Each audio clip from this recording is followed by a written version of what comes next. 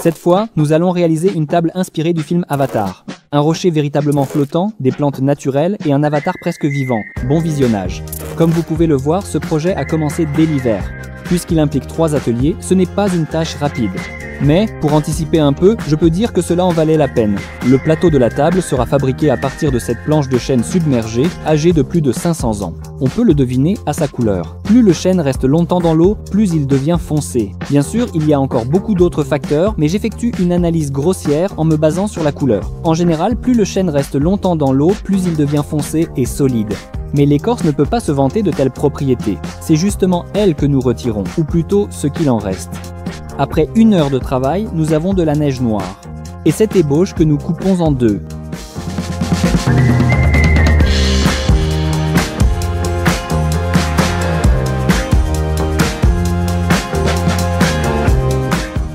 Au final, à partir d'une seule planche, nous devons obtenir 4 ébauches. À l'aide d'un accessoire pratique et d'une scie sauteuse, nous la coupons dans le sens de la longueur.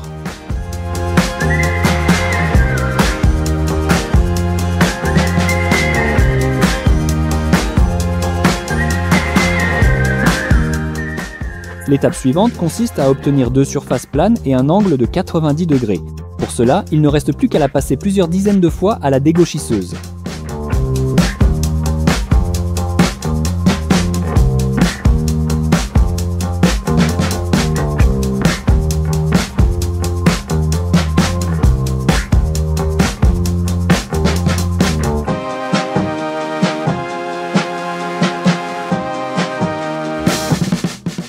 Après 1 heure de travail, nous avons 4 ébauches avec un angle parfait de 90 degrés. Lorsque nous avons un côté parfaitement aligné, en nous appuyant dessus, nous égalisons le côté opposé. En passant le bois à la raboteuse, nous faisons en sorte que les 4 éléments aient la même épaisseur.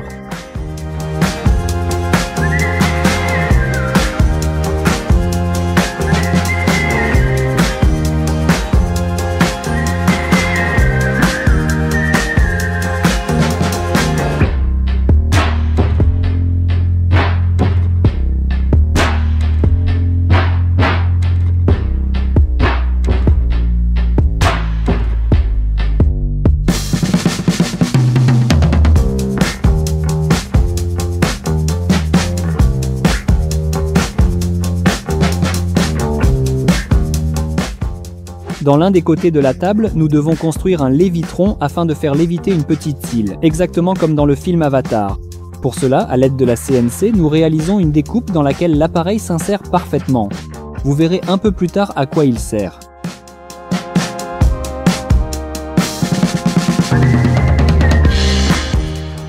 Il ne reste plus qu'à couper les 4 éléments à 45 degrés et obtenir un plateau de table carré. Beaucoup savent qu'il est difficile de faire une coupe parfaite sur une scie à onglet ordinaire.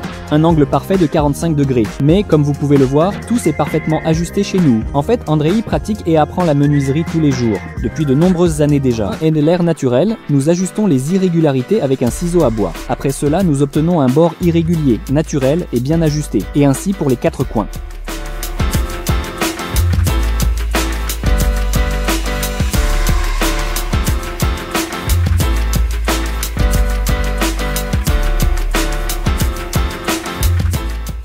Quand tout est ajusté, on passe au collage. Ici, c'est simple. Colle et assemblage standard de menuiserie avec tourillon. Pas nécessaire, car la partie centrale sera remplie de résine époxy. Et d'après mon expérience, je peux dire qu'il est impossible de la décoller du bois. Mais comme il reste encore du temps avant la coulée, et que nous allons devoir transporter le plateau de table dans d'autres ateliers, nous avons décidé de le coller solidement.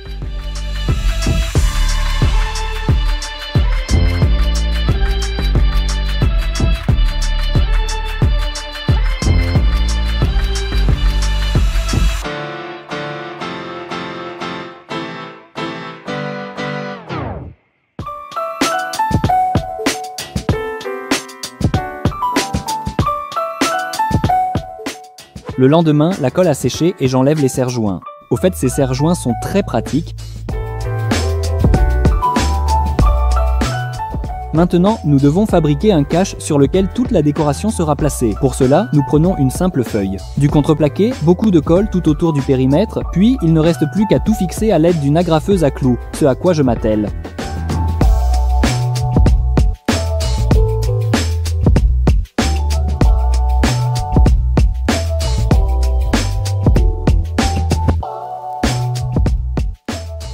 Comme je l'ai dit, par la suite, cette boîte sera remplie de résine jusqu'en haut. Afin de minimiser la sortie d'air du bois, je recouvre d'abord tout le piétement de vernis.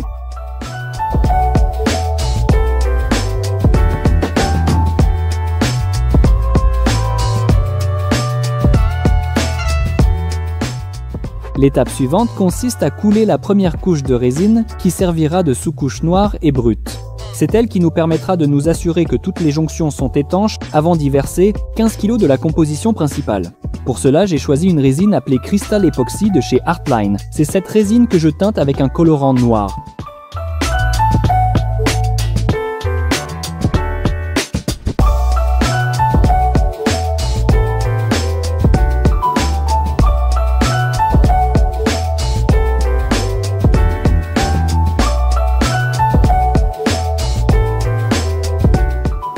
Pendant que la résine sèche, nous nous occupons du piétement. Les 4 pieds seront également réalisés en chêne fumé. Je les décore avec de la mousse naturelle stabilisée et de la fougère. Pour que la mousse ait l'air fraîche et vivante après stabilisation, elle est légèrement teintée.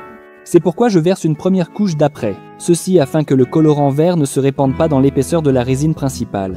Et en même temps, cela permet d'isoler la sortie d'air du bois.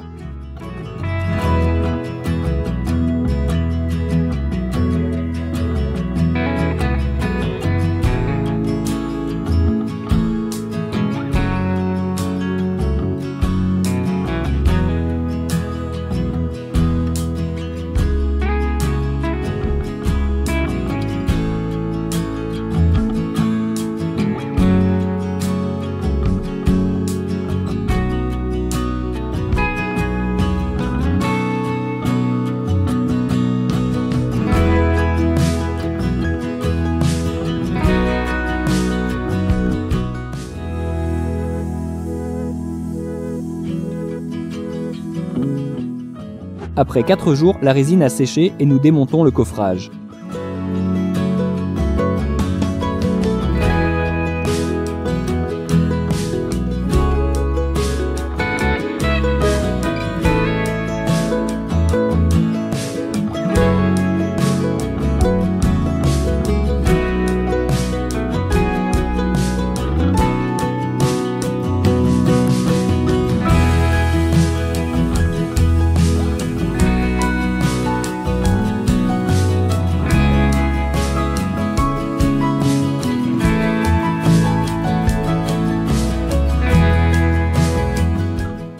Tout d'abord, à l'aide d'une raboteuse, nous égalisons un des côtés pour pouvoir, en nous appuyant dessus, obtenir les 3 autres côtés droits.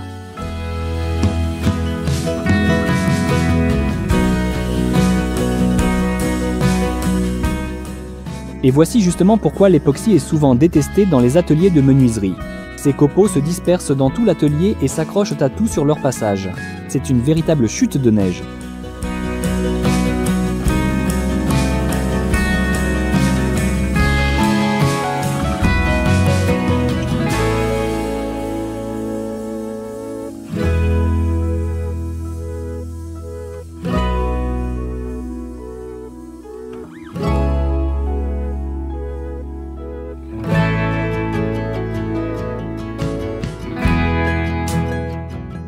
L'étape suivante consiste à passer les pièces à travers la calibreuse ponceuse.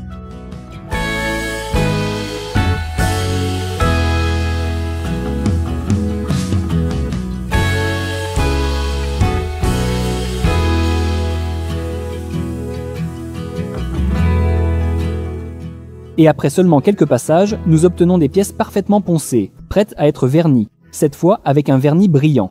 C'est justement ce à quoi je m'occupe.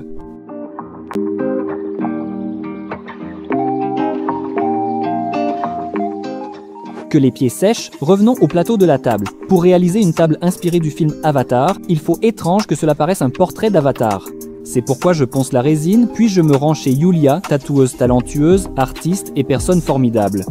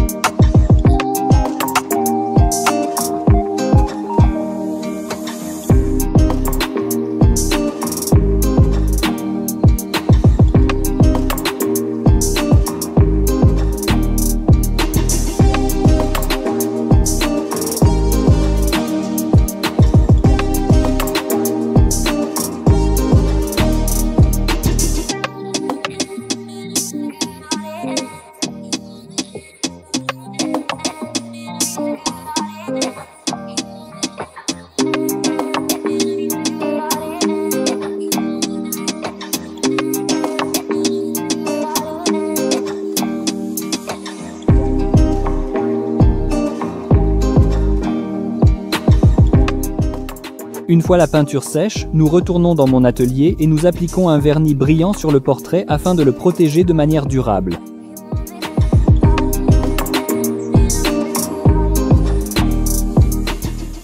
L'étape suivante consiste à percer un trou et à placer le plateau de la table sous un léger angle, puis on peut commencer la décoration. Vous vous souvenez de la fougère? Elle s'imprègne de résine et perd son aspect général, c'est pourquoi j'ai décidé de la protéger au préalable avec une couche de vernis mat.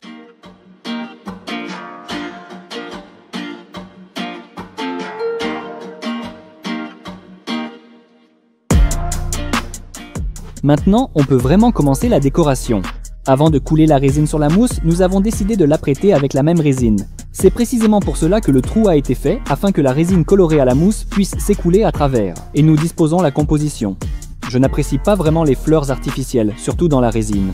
C'est pourquoi je rappelle que toutes ces touffes, fougères et mousses sont stabilisées et naturelles.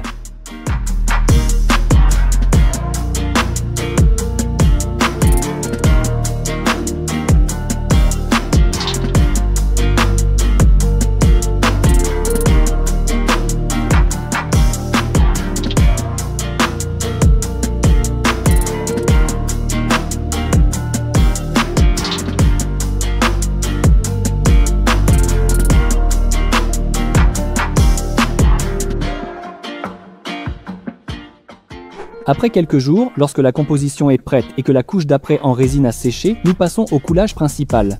L'essentiel est de ne pas oublier de fermer l'orifice par lequel la résine verte s'est coulée, sinon on pourrait verser indéfiniment, longtemps. Nous faisons un petit rebord en silicone tout autour du périmètre. Comme la résine subit un léger retrait après séchage, nous avons besoin d'une marge en hauteur.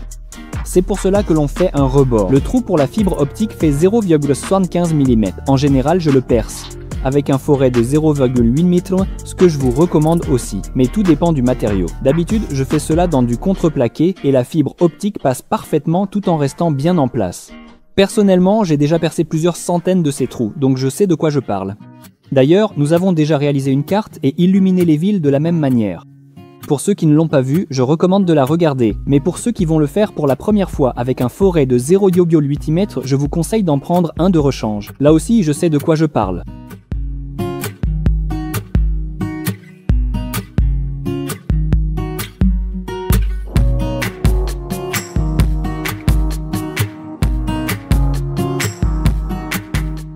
Et voici la fibre optique tant attendue.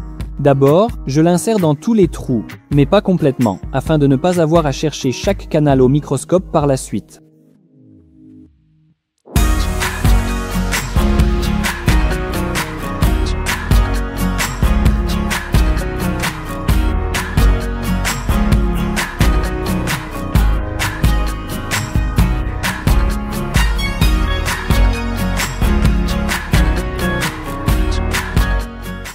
L'étape suivante consiste à prendre de la résine UV. Sa particularité est qu'il s'agit d'une composition monocomposant qui se polymérise, c'est-à-dire qu'elle sèche en quelques minutes sous l'effet d'un rayonnement ultraviolet. Ainsi, je fixe tous les points à leur place et, en même temps, je scelle les trous. Oui, même à travers un trou aussi fin, bien rempli de fibres optiques, la résine s'échappera sans problème.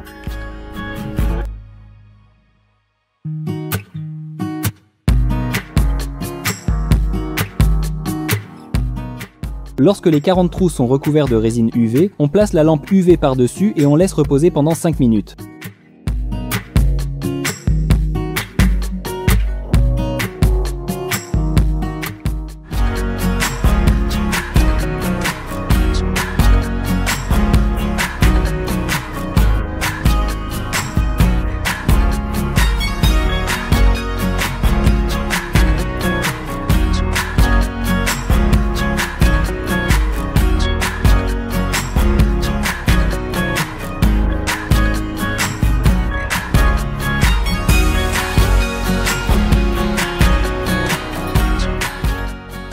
Nous avions peur d'enlever trop de matière, alors nous avons décidé de faire un passage supplémentaire pour éviter d'atteindre la cavité du levitron. Parce qu'il n'y a que 3 mm jusqu'à cette cavité. Si vous avez oublié de quoi je parle, nous y reviendrons.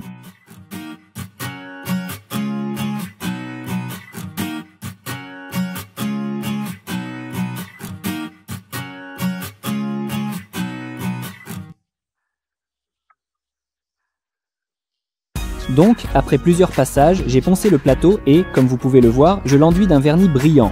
Et je le laisse ainsi pendant 2 jours.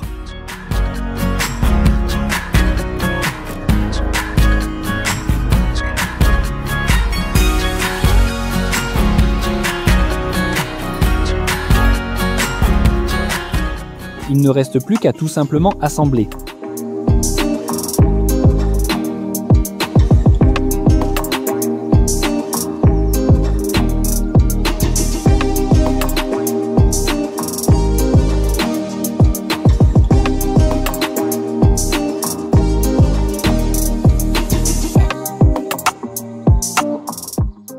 Nous allons illuminer la fibre optique avec une LED RGB afin d'éclairer un faisceau de 40 brins.